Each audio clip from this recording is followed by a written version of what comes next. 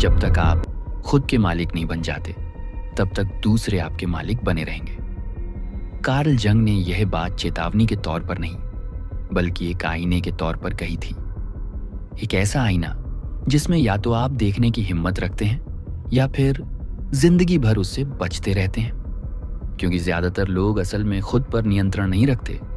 उन्हें लगता है कि वे हैं, उन्हें लगता है कि उन्होंने सब कुछ समझ लिया है। लेकिन अगर आप गहराई से सोचें, अगर आप अपने अहंकार, भटकावों और दिखावे को दूर कर दें, तो सच्चाई सामने आ जाती है। वे उन आदतों के गुलाम हैं जिन्हें उन्होंने कभी नहीं चुना, उन उम्मीदों के कैदी हैं जिन पर उन्होंने कभी सवाल नहीं उठाया, और उन आवाजों के नियंत्रण में हैं जिन्हें उन्होंने कभी चुनौती नहीं दी। उनके दिमाग जो उनके जैसे लगते हैं लेकिन है नहीं, वे जी नहीं रहे, वे अभिनय कर रहे हैं, स्वीकृति के लिए, प्यार के लिए, सुरक्षा के लिए। और जिस पटकथा पर वे चल रहे हैं वह उन्होंने नहीं लिखी। ये माता पिता, शिक्षकों, पूर्व प्रेमियों, बचपन के आघात, डर ने लिखी थी, और अब वे इसे हर दिन अनजाने में स्वतः ही जीवन कहते हुए निभाते हैं। कार्ल जंग ने इसे परछाई कहा था। अपने वे हिस्से जिन्हें हम अस्वीकार करते हैं, त्याग देते हैं या भूल जाते हैं। सच्चाई वह है जिसे आप धकेलते हैं, वो दूर नहीं जाता, यह छिपता है।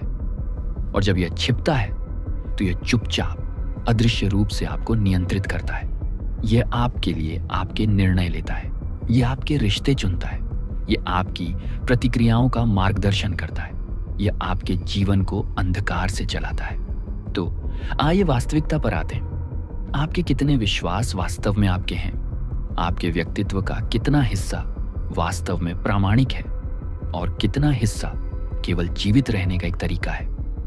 आप कितनी बार अपने वास्तविक स्वरूप के अनुसार कार्य करते हैं, न कि उस रूप में जिसके लिए आपको प्रशिक्षित किया गया है?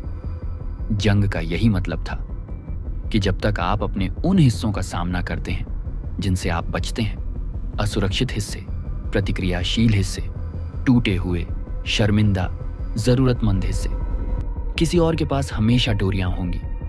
आप उन लोगों के कब्जे में होंगे जो आपको उकसाते हैं, उन भूमिकाओं के कब्जे में होंगे जिनमें आप फंसे हुए महसूस करते हैं।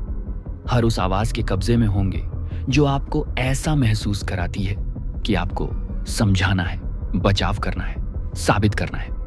लेकिन सबसे बुरी बात यह है कि आपको पता भी नहीं चलेगा कि आप कब्जे में हैं। आप बस यही कहेंगे कि मैं कौन हूं, और यही जेल है, अदृश्य, जिसे आप हर जगह लेकर चलते हैं। एक ऐसा इंसान जिसके बारे में तुम्हें किसी ने नहीं बताया था, जिसे उजागर करने में युंग ने अपनी पूरी जिंदगी लगा दी ताकि तुम आखिरकार बच सको। लेकिन बचना आसान नहीं है। आप एक दिन अचानक जागकर खुद को अपना नहीं बना लेते। नहीं, आपको खुद को कमाना होगा। अपने हर उस हिस्से को वापस पाओ जिसे तुमने स्वीकार किए जाने के लिए त्याग दिया था। हर उस राय को जिसे तुमने निगल लिया, हर उस भावना को जिसे तुमने दबा दिया, हर उस सच्चाई को जिसे तुमने सिर्फ फिट होने के लिए धोखा दिया। और यह प्रक्रिया बहुत कठिन है, क्योंकि खुद को अपनाने का मतलब है अपने हर हिस्से का सामना करना, खासकर उनसे जिनसे तुम नफरत करते हो। इसका मतलब है अपनी ईर्ष्या, अपने क्रोध, आपकी असुरक्षाएं, आपकी लतें, आपकी झूठी विनम्रता, भुला दिए जाने, प्यार न मिलने, नजरअंदाज हो जाने का डर। इसका मतलब है यह समझना कि आपकी ज्यादातर दयालुता डर से आई है, प्यार से नहीं। आपकी ज्यादातर खामोशी शर्म से आई है, ताकत से नहीं। आपका ज्यादातर व्यक्तित्व दर्द से आया है, मकसद से नहीं। और जब आप यह देखते हैं, जब आप आखिरकार इसे देखते हैं, तो आपके अंदर कुछ या तो टूट जाता है या जाग उठता है। क्योंकि एक बार जब आप देख लेते हैं कि आपका मालिक कौन है, तो आप उसे अनदेखा नहीं कर सकते। और अब सवाल यह उठता है कि आप इसके बारे में क्या करने वाले हैं। ज्यादातर लोग भागते हैं, वे अपना ध्यान भटकाते हैं, वे ज्यादा शोरगुल वाले, ज्यादा व्यस्त, ज्यादा प्रतिक्रियाशील और ज्यादा प्रभावशाली हो जाते हैं। लेकिन दर्द कभी नहीं जाता, क्योंकि ध्यान भटकने से परछाई भरती नहीं, बल्कि उससे और पोषित करती है।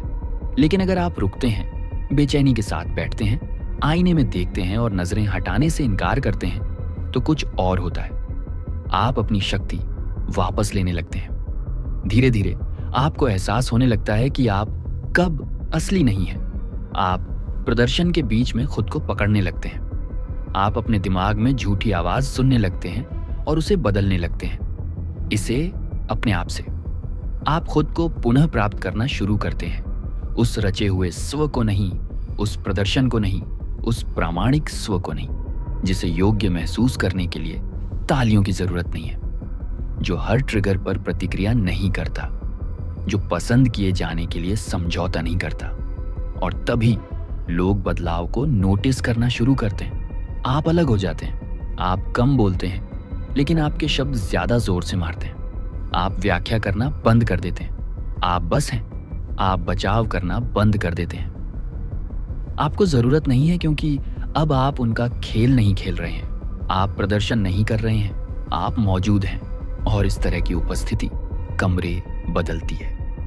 यह गतिशीलता को नया रूप देती है।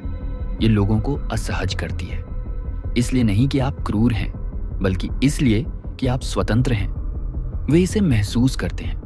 उन्हें लगता है कि आप किसी के अधीन नहीं हैं, डर के अधीन नहीं, विचारों के अधीन नहीं, समझे जाने की जरूरत के अधीन नहीं। अब आप केवल एक चीज के अधीन हैं, स्वयं आप। वह है शक्ति। वह नहीं जो चिल्लाती है, वह जो बैठी रहती है, वह जो परीक्षा में नहीं घबराती, वह जो पीछा नहीं करती स्वीकृति। ऐसी स्वीकृति जो सत्य को मान्यता के लिए नहीं बदल देती। और जब आप इस तरह आगे बढ़ते हैं, जब आप अंततः खुद को स्वीकार कर लेते हैं, तो दुनिया आपके साथ अलग तरह से पेश आती है। वे आपकी परीक्षा नहीं लेते, वे आपको देखते हैं, वे आपको बीच में नहीं रोकते, वे सुनते हैं, वे आपकी चुप्पी पर सवाल नहीं उठाते, वे इसका सम्मान करते हैं, क्योंकि अब आप खंडित आत्म से प्रतिक्रिया नहीं कर रहे हैं। आप एक संपूर्ण आत्म से कार्य कर रहे हैं, और पूर्णता दुर्लभ है, इसलिए यह आकर्षक है। कार्ल यंग ने एक बार कहा था, जीवन का सौभाग्य वह बनना है जो आप सचमुच वही हैं। वो नहीं जो आपको बनने के लिए कहा गया था, वो नहीं जो आपको जिंदा रहने के लिए बनना था, बल्कि वो जो आप असल में हैं, उन मुखौटों, शोरगुल और डर के नीचे। और जब आप वहां पहुंच जाते हैं, जब आप आखिरकार खुद के हर हिस्से के मालिक हो जाते हैं, तो आप अछूते हो जाते हैं, क्योंकि कोई भी आपको उस चीज के लिए शर्मिंदा नहीं कर सकता जिसे आपने पहले ही अपना लिया है। कोई भी उस चीज में हेर फेर नहीं कर सकता जिसे आपने पहले ही अपना लिया है। कोई भी उस आदमी को नियंत्रित नहीं कर सकता जिसके पास खुद से छिपाने के लिए कुछ नहीं है। इसलिए अगली बार जब आप प्रतिक्रियाशील, रक्षात्मक, उत्तेजित महसूस करें, तो रुकें। खुद से पूछें, कौन सही प्रतिक्रिया दे रहा है आप? क्या यह असली मैं हूं, या यह वह है जिसे मैंने जीवित रहने के लिए बनाया है? क्योंकि अगर आप नहीं चुन रहे हैं, तो कोई और आपके लिए चुन रहा है, और यही तो स्वामित्व का मतलब है। लेकिन अब आप स्वामित्व से मुक्त हो चुके हैं। अब आप अपने मालिक बनने लगते हैं, और जिस क्षण आप यह रास्ता चुनते हैं, खेल हमेशा के लिए बदल जाता है।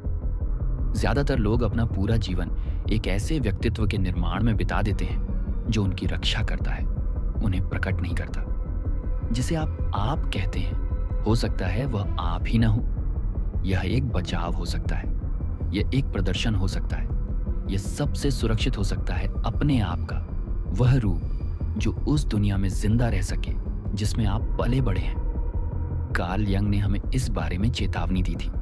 उन्होंने कहा था, लोग अपनी आत्मा का सामना करने से बचने के लिए कुछ भी कर सकते हैं, चाहे वह कितना भी बेतुका क्यों ना हो। और वह सही थे।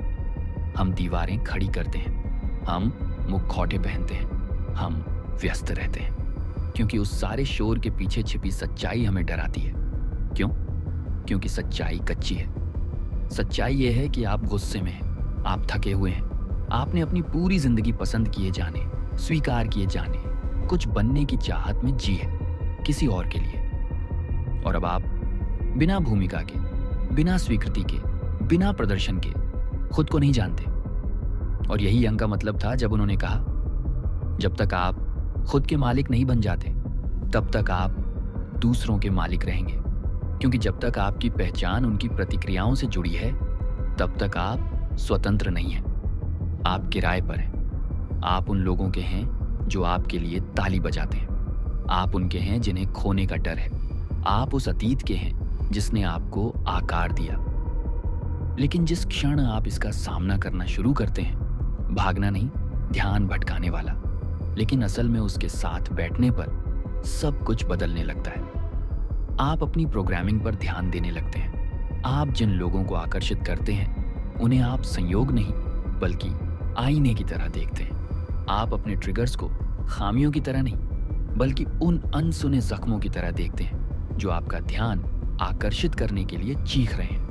आप अपनी आदतों को, सुन्नता को साबित करने को, खुश करने को, उनकी असलियत को देखते हैं। ये जीवित रहने के तरीके हैं, सच्चाई नहीं, पहचान नहीं, बस अतीत के अवशेष। और अचानक आप जाग जाते हैं। आपको एहसास होता है कि आप जिंदगी भर प्रतिक्रिया करते रहे हैं। चुनना, प्रतिक्रिया करना, बचपन के दर्द पर प्रतिक्रिया करना, अस्वीकृति पर प्रतिक्रिया करना, पर्याप्त न होने के डर पर प्रतिक्रिया करना, उन भूमिकाओं पर प्रतिक्रिया करना जिन्हें आप सुरक्षित महसूस करने के लिए निभाते थे। लेकिन अब आप इसे देख रहे हैं, और जब आप इसे देख लेते हैं तो आप इसके गुलाम नहीं रह जाते। यही वह क्षण है जब आप इस प्रक्रिया की शुरुआत करते हैं। जंग ने इसे व्यक्तित्व कहा है। संपूर्ण बनना, अपनी परछाई को आत्मसात करना, अपनी खामियों को स्वीकार करना, अपने अंधकार को उससे ग्रस्त हुए बिना समझना। क्योंकि आपका अंधकार आपका दुश्मन नहीं है। आपकी परछाई आपको नष्ट करने की कोशिश नहीं कर रही है, ये आपको पूरा करने की कोशिश कर रहा है। इसमें आपकी शक्ति, आपकी सीमाएं, आपकी सहज प्रवृत्ति, आपका दबा हुआ गुस्सा, बिना अपराध बोध के ना कहने की आपकी क्षमता, सब कुछ है। वो सब कुछ जिसकी आपको जरूरत थी, लेकिन जिंदा रहने के लिए उसे दफनाना पड़ा। वो अब भी वही है, और अब उसे खोदने का समय आ गया है। उसे कुछ ना कुछ करने का नहीं, बल्कि उसे एकीकृत करने का, कहने का, हाँ वो मेरा हिस्सा है और मुझे अब इससे कोई शर्म नहीं है। क्योंकि जब आप अपने उन हिस्सों को अपना लेते हैं जो कभी आपको नियंत्रित करते थे, तो आप कुछ अलग बन जाते हैं। आप सबसे बेहतरीन तरीके से खतरनाक बन जाते हैं। आप ऐसा व्यक्ति बने जो अब समझे जाने की कोशिश नहीं कर रहा। ऐसा व्यक्ति जिसे अस्तित्व के लिए अनुमति की आवश्यकता ना हो। ऐसा व्यक्ति जो अकेले खड़ा हो सके और फिर भी मजबूती से खड़ा हो सके, और लोग इसे महसूस करते हैं। वे उस व्यक्ति के बीच का अंतर महसूस करते हैं जो आत्मविश्वास से काम लेता है, और उस व्यक्ति के बीच जो उसे साकार करता है। वे उस व्यक्ति की स्थिरता, अविचल उपस्थिति महसूस करते हैं जो अब छिपता नहीं है, और वह ऊर्जा सब कुछ अस्त व्यस्त कर देती है।